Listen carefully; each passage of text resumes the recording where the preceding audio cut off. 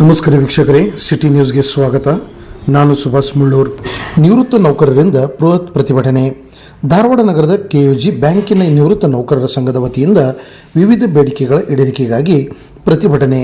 ನಿವೃತ್ತ ನೌಕರರಿಗೆ ಗ್ರ್ಯಾಚ್ಯುಟಿ ಕೊಡಬೇಕೆಂದು ಆದೇಶವಾದರೂ ಸಹಿತ ಇನ್ನೂವರೆಗೆ ಕೊಡುತ್ತಿಲ್ಲ ಎಂದು ಆರೋಪಿಸಿ ಪ್ರತಿಭಟನೆಯನ್ನು ನಗರದ ತಹಸೀಲ್ದಾರ್ ಕಚೇರಿ ಆವರಣದಲ್ಲಿ ಹಮ್ಮಿಕೊಳ್ಳಲಾಗಿತ್ತು.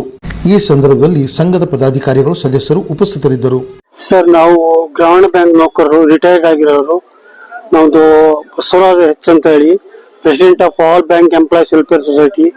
ಈ ಸಂಘ ನಮ್ಮ ರಿಟೈರ್ಡ್ ಎಂಪ್ಲಾಯೀಸ್ಗೂ ಮತ್ತು ವರ್ಕಿಂಗ್ ಎಂಪ್ಲಾಯೀಸ್ಗೂ ಒಂದು ಹೆಲ್ಪ್ ಮಾಡ್ತಕ್ಕಂಥ ಒಂದು ಸಂಘ ಮಾಡ್ಕೊಂಡಿದೀವಿ. ಈ ಸಾಕಷ್ಟು ಜನ KVG ಬ್ಯಾಂಕ್ ಇದ್ದಂತ ರಿಟೈರ್ಡ್ ಎಂಪ್ಲಾಯೀಸ್ಗೆ 2015ರಲ್ಲಿ ಇಲ್ಲಿ ಲೇಬರ್ ಕಮಿಷನರ್ ಅವರು ಗ್ರ್ಯಾಚ್ಯುಟಿ ಕೊಡಬೇಕಂತ ಹೇಳಿ ಆರ್ಡರ್ ಮಾಡಿದ್ರು. 2015ರಿಂದ ಕೊಡೋಕಂತೇಳಿ ಈ ತಹಸೀಲ್ದಾರ್ ಅವರಿಗೆ ರಿಕವರಿ ಮಾಡ್ಲಿಕ್ಕೆ ಆರ್ಡರ್ ಕೊಟ್ಟಿದ್ದಾರೆ. ಆ ಆರ್ಡರ್ ಎಕ್ಸಿಕ್ಯೂಟ್ ಮಾಡ್ಲಿಕ್ಕೆ 2015ರಲ್ಲಿ ನಾವು ರಿಕವರಿ ಆ ರಿಕವರಿ ಪ್ರೊಸೆಸ್ ಇವತ್ತಿನವರೆಗೂ ನಡೀತಾ ಇಲ್ಲ. ಅದೇನಾಗ್ತದೆ ಅಂದ್ರಿಂದ ಈಗ ಒಂದು ಹೈಕೋರ್ಟ್ ನಲ್ಲಿ ಹೋದ್ರು, ಹೈಕೋರ್ಟ್ ನಲ್ಲಿ ಫೇಲ್ ಆಯ್ತು. ಹೈಕೋರ್ಟ್ ನಲ್ಲಿ ನಾವೇ ಗೆದ್ದಿವಿ. ಹೈಕೋರ್ಟ್ ಸೆಕೆಂಡ್ ಬೆಂಚ್ ಹೋದ್ರು, ಅಂದ್ರೆ ಡಬಲ್ ಜಡ್ಜ್, ಅಲ್ಲಿನೂ ಫೇಲ್ ಆದ್ರು ಬ್ಯಾಂಕು. ಮತ್ತೆ ಅದಲ್ಲಂತ ಹೇಳಿ ಸುಪ್ರೀಂ ಕೋರ್ಟ್ ಹೋದ್ರು. ಸುಪ್ರೀಂ ಕೋರ್ಟ್ SLP ಅದು ಡಿಸ್ಮಿಸ್ ಆಯ್ತು. SLP ಡಿಸ್ಮಿಸ್ ಆಗಿ 3-4 ತಿಂಗಳಾದ್ರೂ ಕೂಡ ಈಗ ಇದುವರೆಗೂ ನಮ್ಗೆ ದುಡ್ಡು ಕೊಡ್ತಾ ಇಲ್ಲ. ಇದು 10 ವರ್ಷದಿಂದ ಹೋರಾಟ ಮಾಡ್ತಾ ಇದೀವಿ. ರಿಟೈರ್ಡ್ ಈಗಾಗಲೇ ಎಷ್ಟೋ ಜನ 70 ವರ್ಷದ ದಾಟಿದ್ದಾರೆ. ಒಂದಿಬ್ರು ಇದಾಗ ತೀರ್ಕೊಂಡು ಹೋಗ್ಬಿಟ್ರು. ಅವ್ರ ಕುಟುಂಬಕ್ಕೂ ರೊಕ್ಕ ಸಿಗ್ತಿಲ್ಲ. ಇವತ್ತು ದಿವಸ ನಾವು ಬಂದೆಲ್ಲ ಕಾಂಟ್ಯಾಕ್ಟ್ ಮಾಡ್ತಾ ಇದೀವಿ. ಇದಕ್ಕಿಂತ ಮೊದಲು ಒಂದ್ಸಾರಿ ಕೂಡ ಧರಣ ಮಾಡಿದ್ವಿ. ಆದ್ರೂ ನಮ್ಗೆ ರಿಕವರಿ ಎಫರ್ಟ್ಸ್ ಮಾಡ್ತಾ ಇಲ್ಲ. ಒಬ್ಬ ರೈತರ ಕಡೆಯಿಂದ ವಸೂಲು ಮಾಡ್ಬೇಕಾದ್ರೆ ಆರಾಮಾಗಿ ಹೋಗಿ ಅವ್ನು ಸೀಜ್ ಮಾಡಿ ಹಾಕ್ಬಿಡ್ತಾರೆ ಒಳಗಡೆ. ಆದ್ರೆ ಒಬ್ಬ ಬ್ಯಾಂಕಿನವರು ರೊಕ್ಕ ಇರತಕ್ಕಂಥವ್ರ ಹತ್ರ ವಸೂಲು ಮಾಡೋಕೆ ಕಷ್ಟ ಆಗ್ಬಿಡ್ತೀವಿ ಇವ್ರಿಗೆ. ನೋಡಿ, ಯಾಕಂದ್ರೆ ಈ ನಮ್ಮ ಪರಿಸ್ಥಿತಿ ಹೆಂಗಿದೆ ಅಂದ್ರಗಿನ ರೈತನ ಬೇಕಾದ್ರೆ ಅಟ್ಯಾಕ್ ಮಾಡ್ತೀವಿ. ಬ್ಯಾಂಕ್ ನಲ್ಲಿ ಇರ್ತಕ್ಕ ಚೇರ್ಮನ್, ಜನರಲ್ ಮ್ಯಾನೇಜರ್ ಕಾರ್ಗಳು ಇಟ್ಕೊಂಡು ಓಡಾಡ್ತಾರೆ. ಅವ್ರದೆಲ್ಲ ಬೇಸ್ ದುಡ್ಡಿದೆ, ಬ್ಯಾಂಕ್ ಅಕೌಂಟ್ ಬೇಕಾದ್ರೆ ಸೀಜ್ ಮಾಡಿಬಿಡೋದು. ಅದು ಮಾಡಕ್ಕಿಲ್ಲ. ಏನ್ ಮಾಡ್ತಾರೋ ಗೊತ್ತಿಲ್ಲ ಇದ್ರೊಳಗಡೆ. ಈಗ ಆ ನೋಟಿಸ್ ಕೊಟ್ಟಿವಿ, ಈ ನೋಟಿಸ್ ಕೊಟ್ಟಿವಿ, 2 ಸಾರಿ ಕೊಟ್ಟಿವಿ, 3 ಸಾರಿ ಕೊಟ್ಟಿವಿ, ಏನು ಪ್ರತ್ಯುತ್ತರ ಇಲ್ಲ. ಇವತ್ತು ದಿವಸ ಬಂದು ಕಾಂಟ್ಯಾಕ್ಟ್ ಮಾಡಿದ್ರೆ ಜನರಲ್ ಅವರು ಹೊರಗಡೆ ಹೋಗಿದ್ದಾರೆ, ಇನ್ನು ಬಂದಿಲ್ಲ ಅಂತ ಹೇಳಿ ಅವರು ಅಸಿಸ್ಟೆಂಟ್ ಡೆಪ್ಯೂಟಿ ತಹಸೀಲ್ದಾರ್ ಬೈದ್ರು. ನಾವು ಇವತ್ತು ನೋಟಿಸ್ ಇಶ್ಯೂ ಮಾಡಿವಿ, ಇನ್ನು 10-15 ತಗ ನಾವು ವಸೂಲು ಮಾಡ್ತೀವಿ ಅಂತ ಭರವಸೆ ಕೊಟ್ಟಿದ್ದಾರೆ. ಅಷ್ಟಾಗಿದ್ದಾರೆ ನೋಡಿ. ಇವತ್ತೆಲ್ಲ ಲೇಡೀಸು ಎಲ್ಲ ವಯಸ್ಸಾದಂತವ್ರು ಬಂದಿದ್ದಾರೆ. ಏನ್ ಹೇಳ್ಬೇಕು ಗೊತ್ತಿಲ್ಲ.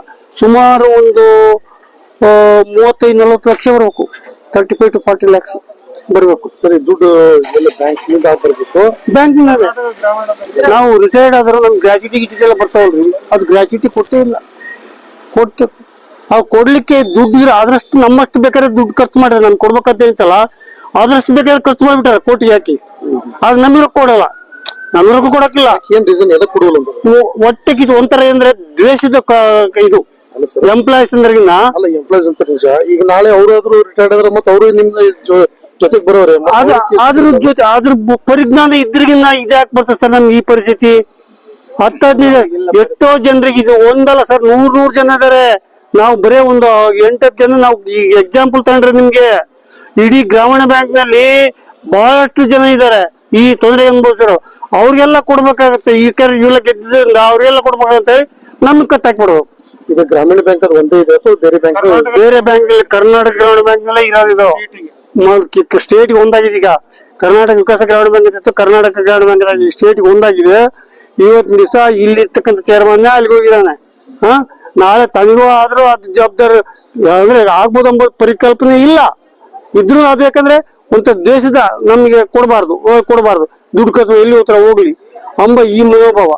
ಆದ್ರೂ ಸರ್ ಮನವಿ ಯಾರು ಕೊಟ್ಟಿದ್ರಿ? ಈಗ ಕೊಡ್ಬೇಕಾದ್ರು ಅಲ್ಲ, ಮನಿ ಯಾರು ಕೊಟ್ಟಿದ್ರಿ? ಇಲ್ಲ, ಮನಿ ಕೊಡ್ಬೇಕು. ಮೆಮೊರಂಡಮ್ ಯಾರು ಕೊಡ್ತಾ ಇದ್ರು? ಮೆಮೊರಂಡಮ್ ನಾವು ಇವ್ ತಹಸೀಲ್ದಾರ್ ಕೊಡ್ಬೇಕು. ರಿಕವರಿ ಮಾಡಕದ್ದು ರಿಕವರಿ ಮಾಡೋ ತಹಸೀಲ್ದಾರ್. ಈಗ ಅವ್ರದ್ದು ಈಗ ಅಲ್ಲ, ನೀವು ಮೆಮೊರಂಡಮ್ ಕೊಟ್ಟಿದ್ರಿ, ಒಂದ್ ವೇಳೆ ಆಗ್ಲಿಲ್ಲ ರಿಕವರಿ, ಮುಂದಿನ ನಡೆಯ ನಾವು ಏನಿಲ್ಲ ಹಿಂಗೆ ಮಾಡ್ತೀವಿ. ಧರಣ ಕೊಡ್ಬೇಕು, ಮತ್ತೆ ಹಿಂಗೆ ಮಾಡ್ಬೇಕು. ಇಲ್ಲೇ ಸಾಯ್ತೀವಿ, ಇಲ್ಲೇ ಸಾಯ್ತೀವಿ. ತಹಸೀಲ್ದಾರ್ ಸಾಯ್ತೀವಿ. ಏನ್ ತೊಂದ್ರೆ? ಯಾಕಂದ್ರೆ ಇವ್ರ ಹತ್ರ ಕೇಳ್ಬೇಕು. ಇವ್ರಿಗೆ ಕೊಟ್ಟರೆ ಆರ್ಡ್ರು ಇವ್ರು ಎಕ್ಸಿಕ್ಯೂಟ್ ಮಾಡ್ತಾ ಇಲ್ಲ. ಇವ್ರು ಎಕ್ಸಿಕ್ಯೂಟ್ ಮಾಡಲ್ಲ. ನಾವೆಟ್ಟು ಉದ್ದೇಶರಿಗೆ ಬೇಕಾದ್ರೆ ಒಂದು ಅಕೌಂಟ್ ಸೀಜ್ ಮಾಡಿ ಸಾಕು. ಅಕೌಂಟ್ ನಂಬರ್ಸ್ ಕೊಟ್ಟಿದ್ವಿ ಇವತ್ತು. ಯಾವ ಬ್ಯಾಂಕ್ ನಲ್ಲಿ, ಕೆನರಾ ಬ್ಯಾಂಕ್ ನಲ್ಲಿ ಅಕೌಂಟ್ ಇರಲ್ಲ. ಒಂದು ಲೆಟರ್ ಕೊಟ್ರಿಗಿನ್ನ ಕೆನರಾ ಬ್ಯಾಂಕ್ ಅಕೌಂಟ್ ಅವ್ರು ಬಂತಾಗ ಇಡೀ ಬ್ಯಾಂಕ್ ವ್ಯವಹಾರ ಬಂದಾಗುತ್ತೆ. ಒಂದ್ ಲೆಟರ್ ಕೊಟ್ರೆ ಸಾಕು, ಒಂದ್ 5 ನಿಮಿಷ ನಾವು ರೊಕ್ಕ ಬರುತ್ತೆ. ಆದ್ರೆ ಮಾಡ್ತಾ ಇಲ್ಲ. ಒಂದು 4 ಕಾರ್ಗಳಿದಾವೆ, ಒಂದ್ 2 ಕಾರ್ ಸೀಸ್ ಮಾಡಿ ಸಾಕು, ನಮ್ ರೊಕ್ಕ ಬಂದೋಗುತ್ತೆ. ಆ ಚೇರ್ಮನ್ ಟೇಬಲ್ ಕುರ್ಚಿ ಹೊರಗಡೆ ಇಟ್ಟರೆ ಸಾಕು, ಬಂದೋಗುತ್ತೆ. ಆದ್ರೆ ಈ ಕೆಲಸ ಮಾಡ್ತಾ ಇಲ್ಲ, ಮಾಡ್ಲಿಕ್ಕೆ ಹಿಂದಿರ್ತಾರೆ. ಹೊರಗಡೆ ಏನ್ ನಡೀತದೆ ನಮ್ಗೆ ಗೊತ್ತಾಗ್ತಿಲ್ಲ. ಇದ್ರಲ್ಲಿ ಹೊರಗಡೆ ಏನ್, ಯಾಕಂದ್ರೆ ಕೆಲಸ ಮಾಡ್ತಿಲ್ಲ ಅಂದ್ರೆ DC ಅವರು ಆರ್ಡರ್ ಕೊಟ್ರು ಇವ್ರು ಮಾಡ್ತಾ ಇಲ್ಲ ಅಂದ್ರೆ ಅರ್ಥ ಏನು? ನೀವು ಜಾಬ್ದಲ್ಲಿ ಇದ್ದಾಗ ಈ ಸಮಸ್ಯೆ ಇತ್ತು, ಇಲ್ಲಿ ರಿಟೈರ್ಡ್ ಆದ್ಮೇಲೆ ಈ ಸಮಸ್ಯೆ ಆಗ್ತದೆ ಸರ್. ನಾವು ಜಾಬ್ನ ಇದ್ದಾಗ ನಾವು ರಿಟೈರ್ ಇವೆಲ್ಲ ಗ್ರಾಚ್ಯುಟಿ ಅವೆಲ್ಲ ಬರೋದು ರಿಟೈರ್ಡ್ ಆದ್ಮೇಲೆ. ಅಂದ್ರೆ ನಿಮ್ಮ ನೀವು ಹೌದು, ನಾವೇ ಸ್ಟಾರ್ಟ್ ರಿಟೈರ್ಡ್ ಆದವರು ನಾವು 2010 12 13 ನಂತರ. ಸೊ ಹಿಂಗಾಗಿ ರಿಟೈರ್ ಆಗೋ ಪ್ರಶ್ನೆ ಅಲ್ಲಿಂದ ಅದಕ್ಕಿಂತ ಮೊದ್ಲಿಗೆ ಬಹಳ ಕಡಿಮೆ ಇದ್ದು, ಹಿಂಗಾಗಿ ಅದ್ರ ಅಂತ ಇದು ಉದ್ವೇಗಕ್ಕಂತ ಸಮಸ್ಯೆ ಬಂದಿದ್ದಿಲ್ಲ. ಆದ್ರೆ ಈಗ ಏನಾಗಿದೆ ಅಂತಂದ್ರೆ ಬಹಳ ಸಮಸ್ಯೆ ಆಗಿದೆ. ಅದಕ್ಕೋಸ್ಕರ ನಾವು ಇದನ್ನ ಸುಪ್ರೀಂ ಕೋರ್ಟ್ ತನಕ ಹೋಗಿ, ನಂದೇ ಸ್ವತಃ ಕೇಸು LB ಚಿಲಾಪುರ್ ಅಂತೇಳಿ ನಾವು 6 ಮಂದಿ ಟ್ಯಾಗ್ ಮಾಡಿದ್ದಾರೆ.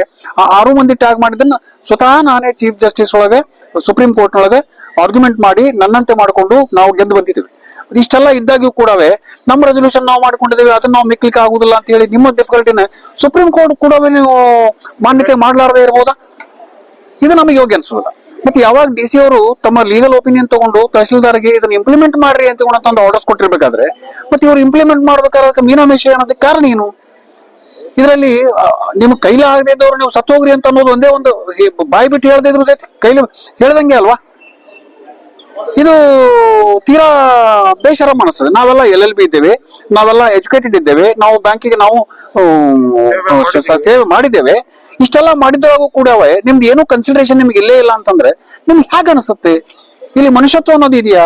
ಸೀನಿಯರ್ ಸಿಟಿಸನ್ಸ್ಗೆ ಏನಾದ್ರು ಮರ್ಯಾದೆ ಅನ್ನೋದು ಇದೆಯಾ? ಬೆಲೆ ಅನ್ನೋದು ಇದೆಯಾ? ನಿಮ್ಮ ನೈತಿಕದ ಬೆಲೆ ಆದ್ರೂ ಏನು?